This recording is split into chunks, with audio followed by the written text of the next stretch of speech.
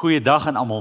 Baie welkom by Stellenberg Bybelskool, waar ons vandag by sessie 9 kom van ons klein profete en uit die Bybelboek Haggai gaan lees.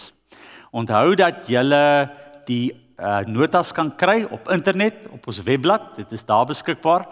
Weereens verskoon maar bietjie die spelfoute en die taalfoute.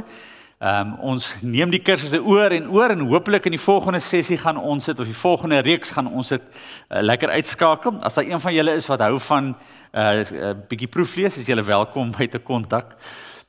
So onthou dit, en ook die mense wat betaal het vir die notas, julle kan dit afhaal by die kerkkantoor. Dit is vir julle daar beskikbaar. En weer in vandag se notas 'n lekker paar grafiese goed. Kleurkaarte, kleurfoto's, dat julle 'n lekker aanvoeling kan kry van die Bybelboek Haggai. Julle sal agterkom, Haggai is 'n baie kort boek. En 'n mens lees baie vinnig daardeur. En daarom het ek gedink om vandag 'n bietjie tyd te spandeer eerder aan die storielyn van die boek. Oor hoe die omstandighede opgeloop het tot hierdie boek, weer eens dat jy 'n goeie prentjie of 'n gevoel van die boek kan kry, as jy daaruit lees. Ek het nou al 'n paar sessies gelede beloof dat ons 'n bietjie weer hersiening gaan doen. En ek het tog gedink om dit op 'n eenvoudige manier te doen. So julle sal daardie prentjie kan sien. Ons het al baie koninkryke en periodes gedoen, maar net om dit maklik te maak, daar op die skerm is daar so 4 blokke wat ek van mekaar onderskei, waar ons die profete in kan sit. En dit gaan oor die tydsperiodes.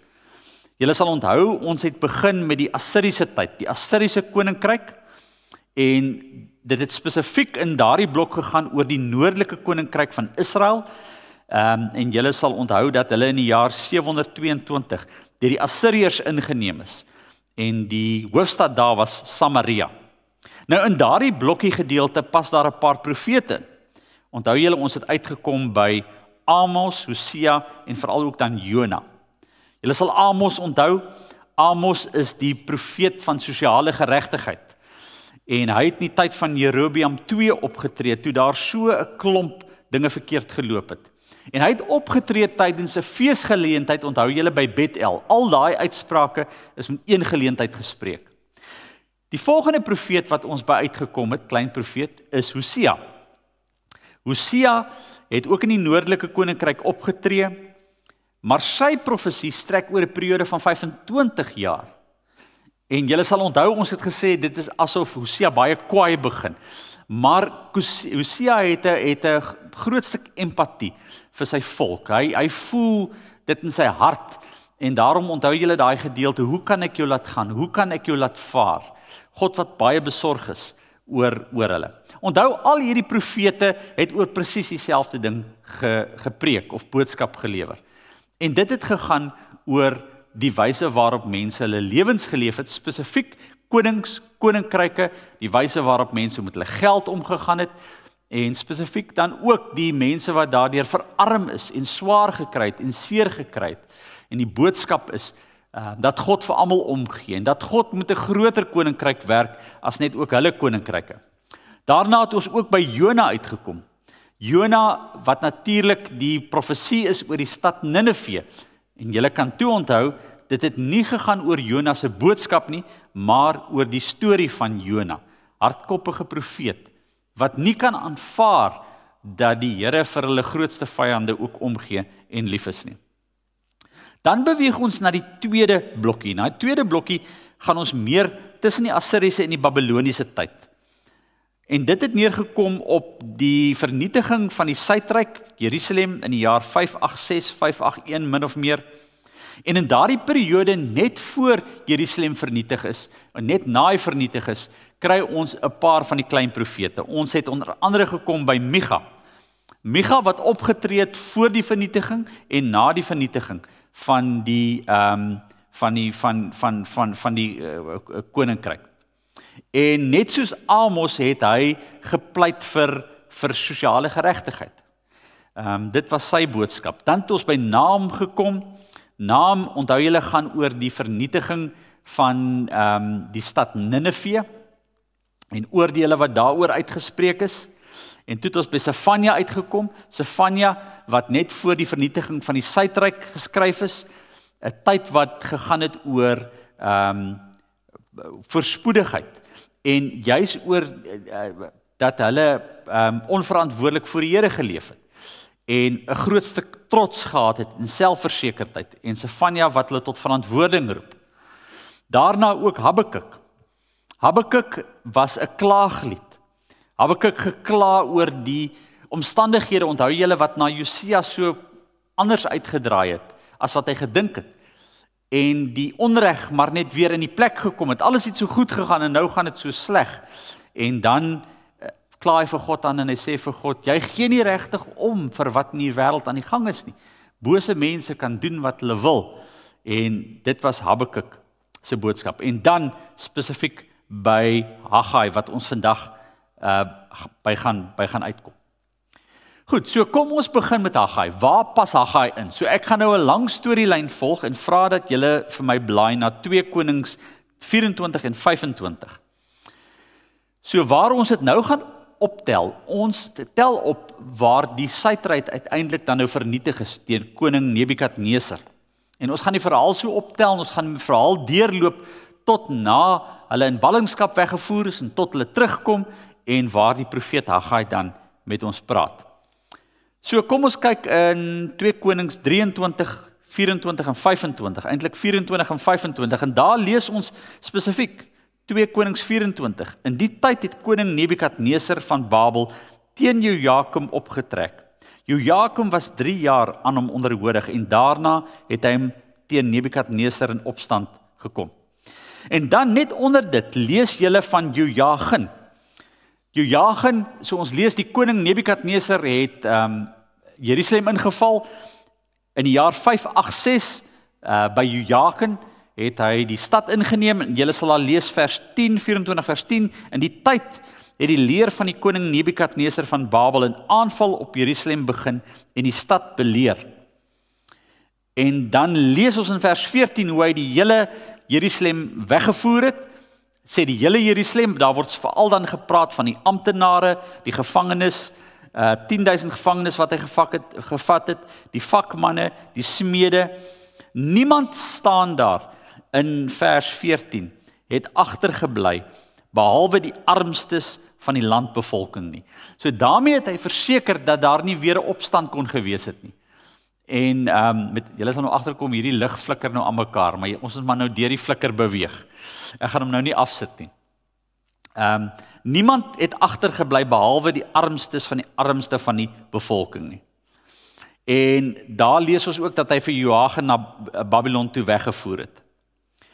En dan lees ons verder hier in vers 18, Sedekia, die aanval van Jerusalem in die jaar 581 het hulle weer Jerusalem ingeval en hierdie keer lees ons dat hulle fisies nie net die stad afgebreek het nie, maar ook die tempel afgebreek het. Met ander woorde, tussen 586 en 581 lees ons dat Nebukadnesar inkom, hierdie magtige nuwe koning wat die Assiriërs vernietig het en hy vernietig die stad. Hy neem 'n klomp van die weerbare manne weg wat die ekonomie aan die gang kan hou. Hy los die armes en hy kom weer terug en dan word die tempel ook vernietig. So wanneer ons dan lees, die ander gedeelte wat jy kan lees wat in hierdie periode ook inpas, is Jeremia 26 tot 28, wat ons ook van hierdie omstandighede vertel. So skets vir jouself net die prentjie, alles het skielik in duie gestort. Dit het lank terug begin met hierdie belofte, dat 'n koning sal heers. Die noordelike koninkryk is vernietig, en die suidelike koninkryk is vernietig, en die grootste deel van die volk is in ballingskap weggevoer, en daar lê die droom van die koninkryk van Dawid aan skerwe. En terwyl ons dit sê, dan moet iets in julle resoneer, waar ons die kursus begin het. 1 Samuel 8, wat sê, julle smeek vir 'n koning, dis wat die koning gaan doen, en dis presies wat gebeur het. Hy gaan korrup wees, hy gaan vir julle moeilikheid maak, julle moet onthou, God is koning, en julle moet aan hom verantwoording doen. Maar die korrupsie in al twee hierdie koninkryke het gelei tot die vernietiging van hierdie koninkryke, maar selfs nie dat God hom van hulle verwyder het nie. Die stories van die profete is hoe God te midde van hierdie ongehoorsaamheid weer en weer terugkom en probeer. Nie net deur sy profete en deur dinge wat gebeur in hulle eie geskiedenis nie, maar ook deur internasionale politiek. En dit het ons baie spesifiek in al die klein profete gesien. So kan jy jouself net gou inleef, die impak wat dit op hulle moes gehad het. Dink vir jouself. Jy leef met hierdie droom van God is by ons. So Haggai kom veral by die tempel ook uit. En ek wil hê dat ons vir 'n oombliekie net by die tempel stil staan. Heel aan die einde van die sessie gaan ek iets oor die tempel sê wat gebou is en vernietig is. Maar die tempel was so belangrik vir die mense van Jerusalem. Dit het hulle lewens gerig. Dis 'n plek waarheen hulle elke dag kon kom. Hulle het geglo God se teenwoordigheid is in die tempel, hy bly in die tempel.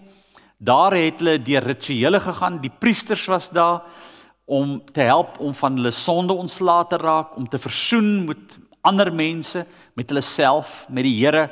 Dit was deel van hulle lewe, van hulle asemhaal elke dag.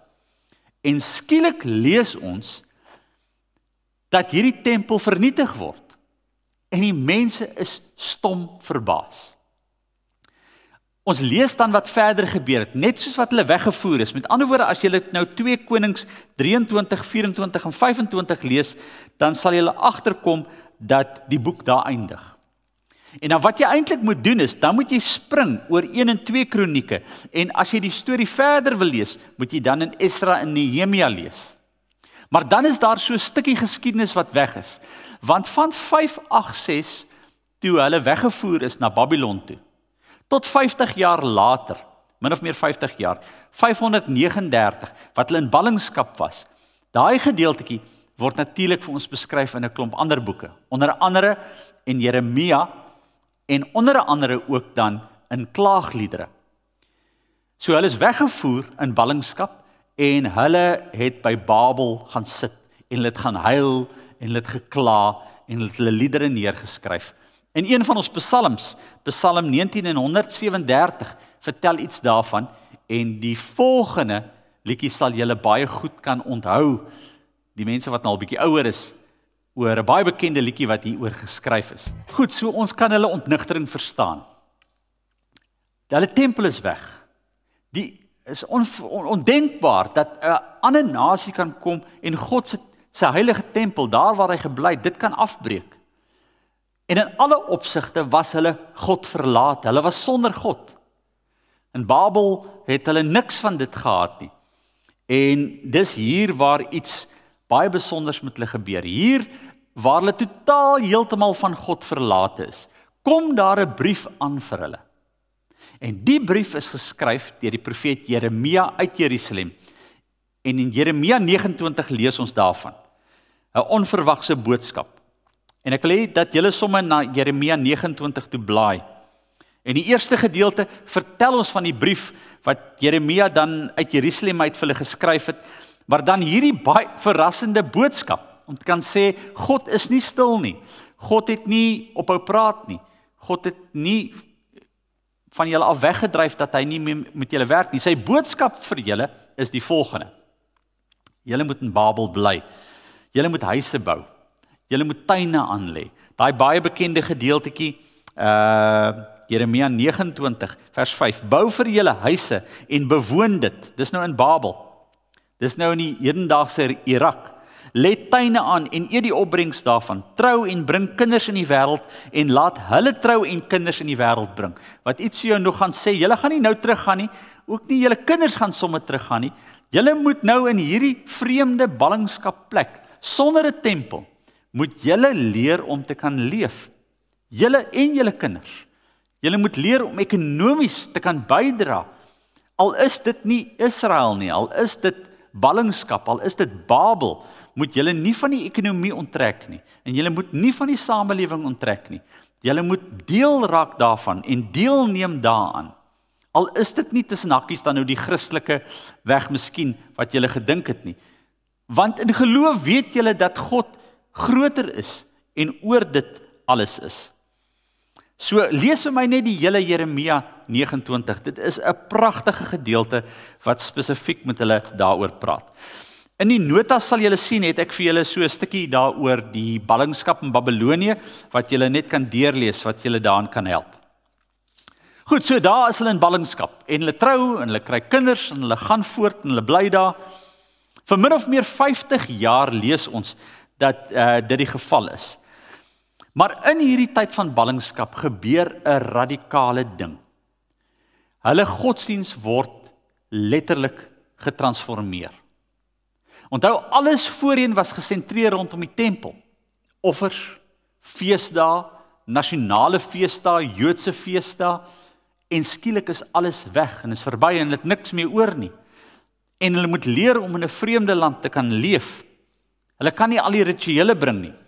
En daar gebeur 3 belangrike dinge wat 'n transformasie in hulle godsdiens bring. Die eerste ene, in die plek van die tempel kom iets anders. Hulle het nie meer 'n fisiese gebou nie. In die tyd van ballingskap word die fokus geplaas op die Torah. Met ander woorde, die lees van die storie van God se verlossing, soos beskryf in die eerste 5 boeke van die Bybel, of die Pentateeg. En die fokus skuif dat in daardie eerste 5 boeke van die Bybel, daar nie net 10 gebooie is nie, maar 613 bepalinge wat hulle getrou moet nakom. Ons noem daai bepalinge die wet van Moses. En dis dikwels die wet waarna verwys word in Jesus se tyd. Nie die 10 gebooie nie, maar die wet van Moses. Wat juis vir hulle riglyne gegee het hoe om in hierdie vreemde omstandighede te kan leef. So in die plek van die tempel kom 'n gehoorsaamheid en 'n navolging en 'n toewyding aan die wet van Moses. Waaronder een van die bepalings ook dan nou skielik was, wat nie noodwendig vroeër so sterk was nie, maar nou die onderhouding van die Sabbat. Skielik kom die Sabbat sterk na vore op die voorgrond.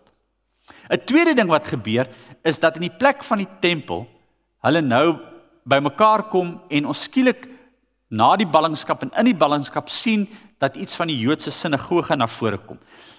Met die ballingskap kan ons die eerste tyd van Judaïsme begin praat. Voor dit praat ons van die volk of die Israeliete, maar in die ballingskap vind daar 'n transformasie plaas, 'n nuwe manier hoe hulle dink dat God by hulle is. Hy's nie meer fisies in 'n gebouetjie, daar waar ons offers bring nie, maar ons offers word nou vervang met iets van 'n gehoorsaamheid en 'n toewyding en 'n gemeenskap van gelowiges in 'n sinagoge. Maar 'n derde baie belangrike ding het in hierdie periode gebeur. As hulle uit ballingskap uitkom, het hulle amper soos wat ons het 'n Ou Testament. Wat gebeur het, is dat hulle 'n paar van die geskrifte, toe hulle uit Jerusalem uitgevlug het, 'n paar van die geskrifte saamgeneem het, en daar in ballingskap hulle weer goed gedink het, wat het hier met ons gebeur? Hoekom het dit gebeur? Hulle het die ou geskrifte en die verhale en die tradisies weer herroep, en 'n klomp van hierdie materiaal is vir die eerste keer dan nou ook in ballingskap neergeskryf. Ou verhale is herinterpreteer, en daar is nuwe betekenis daaraan gegee. Julle sal onthou dat ek ook gesê het van die klein profete wat vir die noordelike koninkryk bestem was, is in daardie tyd ook weer herinterpreteer vir die konteks van die suidelike koninkryk. Dit is geskryf om hulle te waarsku dat die noordelike koninkryk vernietig gaan word, maar skielik kry dit nou ook weer vir hulle relevantie, en sekere gedeeltes kom dan by die klein profete, wat aanvanklik net bedoel was vir die Noordryk. So hulle leef in daardie 50 jaar saam, en dan in die jaar 539 voor Christus, vind 'n groot internasionale ommeswaai weer plaas. Onthou julle, ons het 3 gehad. Die eerste ene is toe die Assiriërs aan bewind gekom het. Die tweede ene was toe die Babiloniërs aan bewind gekom het, en hier is die derde ene. Die derde een is toe die Persiese ryk, toe die nuwe Babiloniese ryk deur 'n Indiese Persiese ryk van koning Kores verower is. En dis waar ons die verhaal dan lees. So jy lees in 1 en 2 Konings, en dan moet jy spring na Esra en Nehemia toe. So 1 en 2 Konings vertel ons die verhaal van die konings, van die tyd van die eerste koning af, die noordelike koninkryk, die suidelike koninkryk, dan is daar 'n breek met die ballingskap, dan gaan ons na Jeremia toe en ons lees klaagliedere, en as jy weer die storie wil optel, dan blaai jy na Esra en Nehemia toe, en dis met Esra en Nehemia dat die Hebreëse Bybel ook afsluit, die storielyn. En is baie belangrik vir ons volgende 3 sessies, volgende 2 sessies, dat julle Esra en Nehemia vir my gaan lees, want dit skets vir jou mooi die storielyn. En ek wil hê dat ons gou daarin blaai en net vinnig daarna kyk. Die eerste ene is dat julle kan sien die proklamasie van Kores in Esra 1. In die eerste regeringsjaar van koning Kores van Persië is die belofte vervul wat die Here by monde van Jeremia uitgespreek het. Onthou julle, Jeremia het gesê, bou huise, wees voorspoedig, die Here gaan julle op 'n stadium dan terugbring. En dan lees ons die proklamasie van Kores. Kores is hierdie wonderlike koning wat eintlik geskets word as 'n tipe van 'n Dawid, wat op 'n internasionale vlak kom. Hy's nie gebind aan die verbond nie met Israel nie, hy kom van buite af, maar hy is die redder. Hy is die ene wat die Babiloniërs oorwin en dan doen hy 'n verrassende ding. En dis wat die Persiërs gedoen het. Hulle het die mense teruggestuur na hulle land toe. Maar meer as dit, hy het nie net vir hulle teruggestuur nie, hy het ook finansiering gebied dat hulle die stad kan herstel en dat hulle die tempel kan herbou. So dan lees ons van Esra en Nehemia, lees ons dat die volk dan nou terugkom en ons lees dat 2 leiers by hulle is en hierdie 2 leiers is baie belangrik vir die volgende 2 weke ook. Die eerste ene was 'n goewerneur met die naam van Serubabel en die tweede ene was die hoofpriester Yeshua gewees. En daar was baie dinge gedink oor hierdie, baie verwagtinge gekweek, veral oor Serubabel. Maar die terugkom was nie so maklik soos wat hulle gedink het nie. En daar was veral 2 uitdagings. Die eerste uitdaging is, as jy nou vir jou lekker eiendom in Babel gekoop het, en jou kinders en jou kleinkinders is daar, is die vraag is, gaan jy weer teruggaan as jy kan? 'n Klomp wou nie teruggaan nie. Hulle het te lekker in Babel gebly. Hulle het nie kans gesien om weer na 'n stad wat vernietig is terug te keer, en weer hierdie stad van voor af te herbou nie. Dit was te lekker in Babel. So 'n klomp van hulle het agtergebly, en hulle het nooit saam gegaan nie. Maar daar was 'n tweede uitdaging ook. Daar was 'n verdeeldheid onder die volk gewees. So onthou, die armstes het agtergebly, 50 jaar later het hulle nog deel van dieselfde volk, maar hulle het gediskonnekteer geraak. En die mense wat van Babel af teruggekom het, het ook verander. So dis was nie 'n hartlike verwelkoming terug nie, daar was spanning tussen hierdie 2 groepe gewees. En dan lees ons veral die spanning wat ontstaan het tussen die Jode en die Samaritane. Want die Samaritane is nie toegelaat om te help om die stad en die tempel te herbou nie. En daaruit kom hierdie lang vete wat ons in Jesus se tyd dan lees, tussen die Jode en die Samaritane. Nou hierdie nuwe omstandighede, wat hulle terugkeer, het 'n nuwe generasie met nuwe vrae gelaat. Onthou, dis nie die ou generasie nie. Die ou generasie van hulle het al afgesterf in Babel, miskien van die oudstes daarvan kon saamkom, maar hierdie is 'n splinter nuwe generasie, met 'n nuwe perspektief. En die vraag wat in die lig hang as hulle terugkom is, wat nou? Wat nou? Wat het dan nou geword van hierdie belofte van God se koninkryk? En van 'n Messias wat gaan kom? En is dit nie nou dalk op die punt om uiteindelik na soveel dinge te realiseer nie? En dit is die spanning en onsekerheid wat dan in die lig hang wanneer ons uit die boek Haggai, Sagaria en Obadja se profesie gaan lees. En as jy in Haggai kyk, sal jy dan nou sien, Haggai is min of meer 2 dekades, 20 jaar geskryf na die ballinge in Jerusalem aangekom het. So die eerste ballinge, of in die jaar 539, het Kores die proklamasie afgekondig dat hulle kan teruggaan, en dan in die jaar 520 kry ons die boodskap van Haggai. En weer eens, dit was nie, Haggai spreek hierdie spanning omstandighede aan, wat daar spanning is tussen die mense, maar daar is iets baie spesifiek wat daar gebeur het, wat ons nou gaan by uitkom.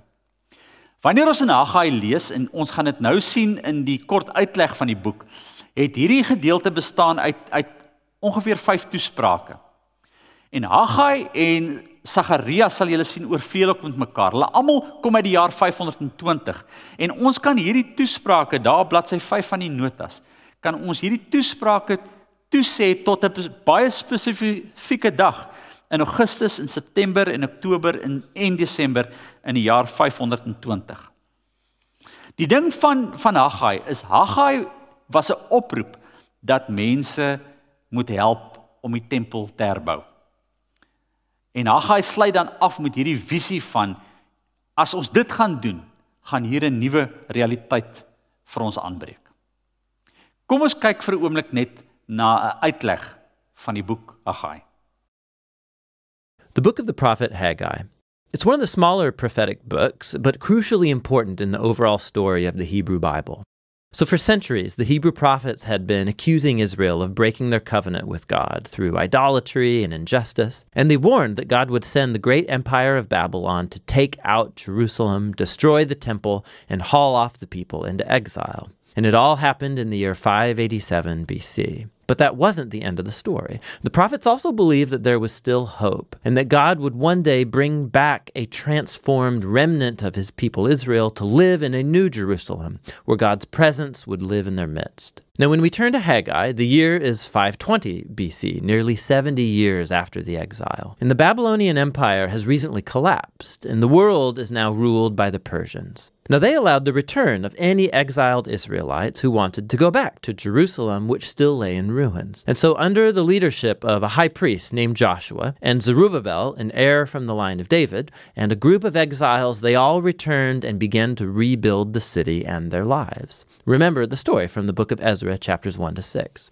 So our hopes are high, and the future seems very bright, but it's not, actually, at least from Haggai's point of view. The book consists of 4 sections that summarize Haggai's message given to the people of Jerusalem over the course of 4 months. He opens by accusing the people of misplaced priorities. And so yes, they have come back to Jerusalem, but they're spending all of their time and resources rebuilding their own fancy houses, while the temple still lay in ruins from its destruction from 70 years ago. So Haggai asks, are your own houses really more important than your allegiance to God? This neglect, Haggai says, is tantamount to the covenant rebellion of their ancestors, which is why the land is still unproductive, why they've been struck with famine and drought.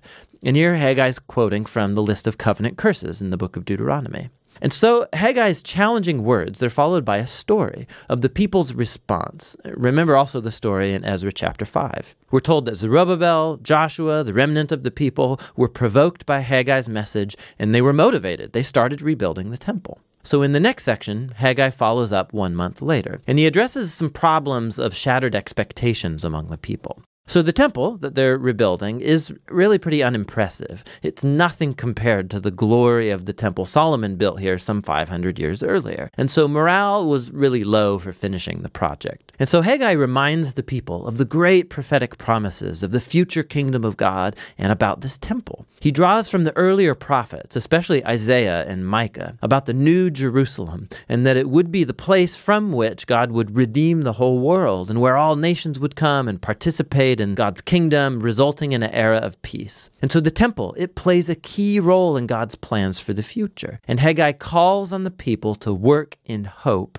despite the disappointing circumstances. In the third section, Haggai follows up 2 months later with a call to covenant faithfulness, and he engages some priests in a conversation about ritual purity. Remember all the key ideas from the book of Leviticus. So he says, if someone goes and touches a dead body and becomes ritually impure or marked by death, and then they go and touch some food, is that food impure too? And the priests, knowing the book of Leviticus, say, yes, it's impure. And then Haggai turns this into a parable. He says, this is how it is with the people of Israel and what they're putting their hands to in rebuilding the temple. If the current generation doesn't humble themselves, if they don't turn from injustice and apathy, then Haggai says whatever they build with their hands, including this new temple, will be impure too. Haggai's challenge is that it's only by true repentance and covenant faithfulness that their building efforts will result in God bringing his kingdom and blessing. And so in a sense, Israel's future lay in their hands. God's waiting for his people to be faithful.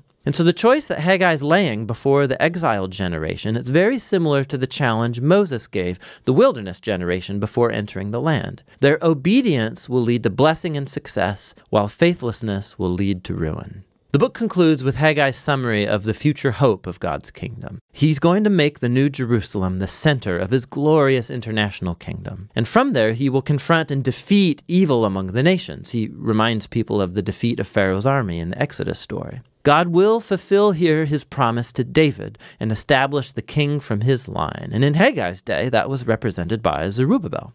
And so the book ends with the choice of a bright future just hanging there. So the question is, will Haggai's generation be faithful to God? Will they experience the fulfillment of all these promises? And Zerubbabel, will he be faithful? Will he turn out to be the Messianic king? And you have to just keep reading into the final 2 books of the prophet, Zechariah and Malachi, to find out. But you can see how this little book contains a great challenge to every generation of God's people, that our choices really matter, and that the faithfulness and obedience of God's people is part of how God has chosen to work out his purposes in the world. And so this surprising truth should motivate humility and action in God's people as they look forward to God's coming kingdom.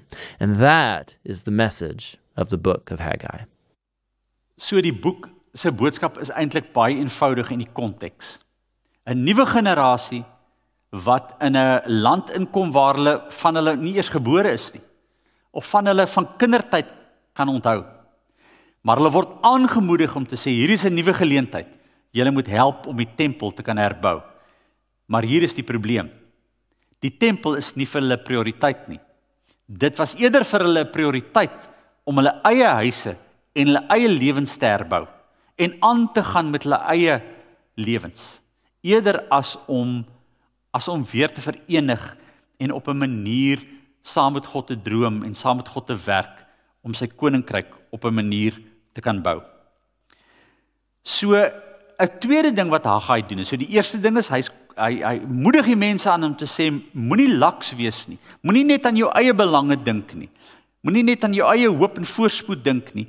Dink ook dat God besig is om 'n pad te stap. Daarom vat bietjie van jou tyd en bietjie van jou middele wat jy het en wy dit aan die tempel, sy herbou, dat ons op dieselfde bladsy kan kom om te kan weet God is iewers besig om iets deur ons te kan realiseer.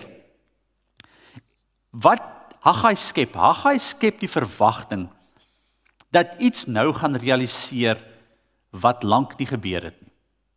En dit is dat hulle nou op die punt staan waar die Messias gaan kom. En in 'n mate het Haggai die bal misgeslaan, want ons gaan later by Sagaria ook daarby uitkom, in Maleagi. Hulle hoop was dat Zerubabel die nuwe Messias gaan wees. En dat saam met die profeet Jesua, hoëpriester, hierdie koninkryk uiteindelik wat vir 400-500 jaar al so in die lug gehang het, dat dit gaan realiseer en uiteindelik 'n fisiese koninkryk gaan skep en 'n ruimte gaan skep vir hulle.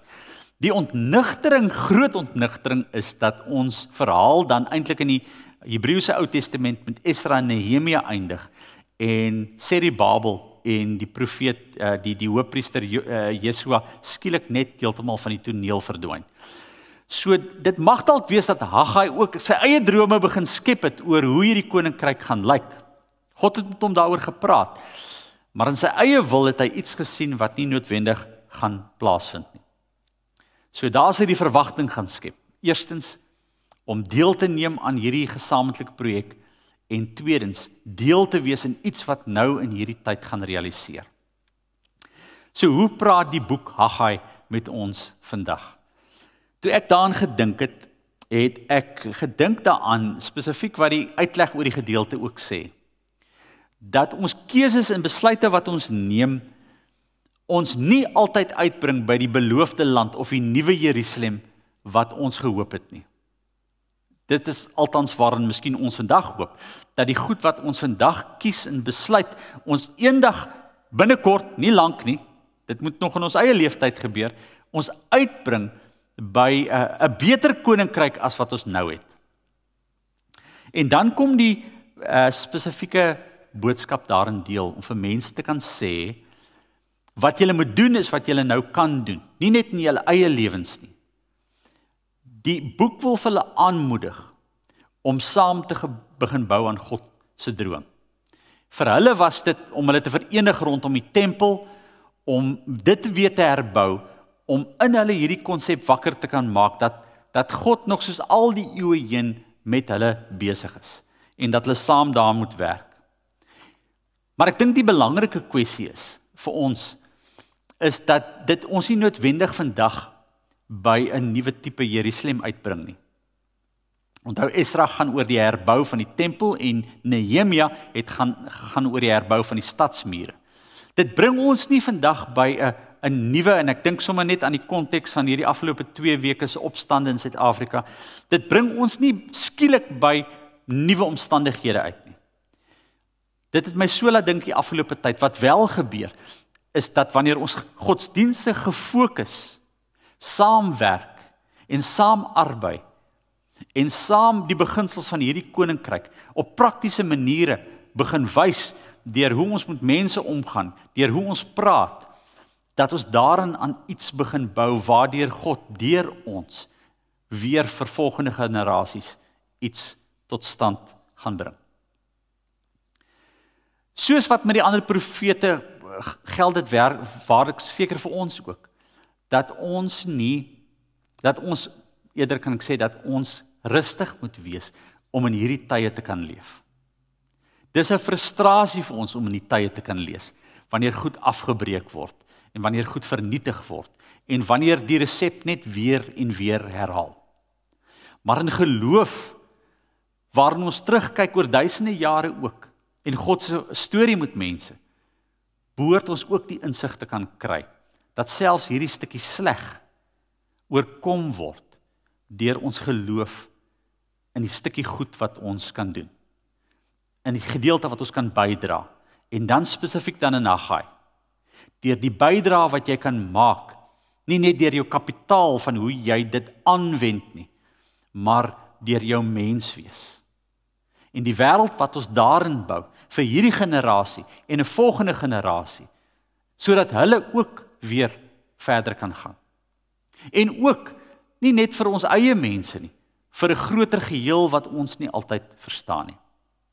So ek hoop, hierdie boek spreek op 'n besondere manier ook tot jou, waar jy in hierdie tyd moeg geraak het, om saam te arbei, en saam te bou aan 'n droom wat nie lyk vir jou realiseer nie.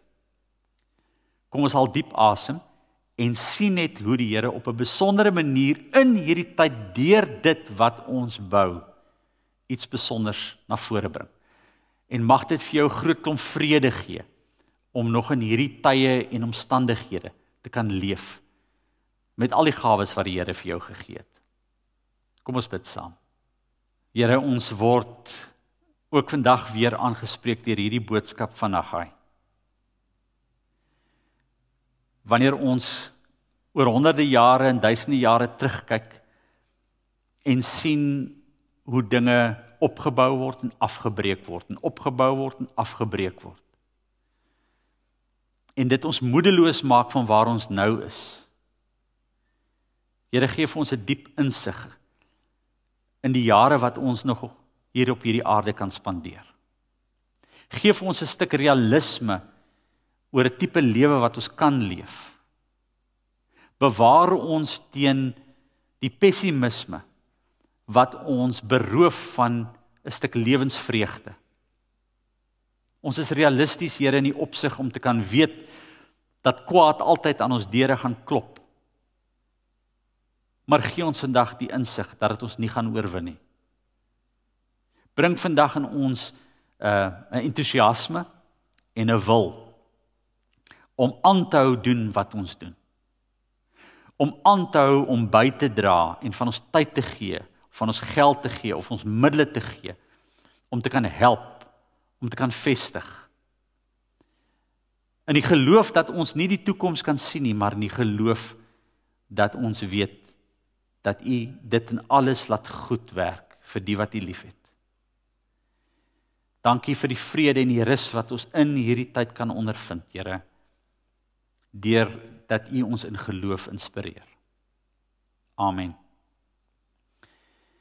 Goed, ek het gedink net om aan die einde van die notas nog so 'n stukkie by te voeg. En dis die stukkie in die notas wat julle gaan kry oor die tempel. En ek wil vinnig met julle daar deurgaan, bladsy 6, bladsy 7 en bladsy 8.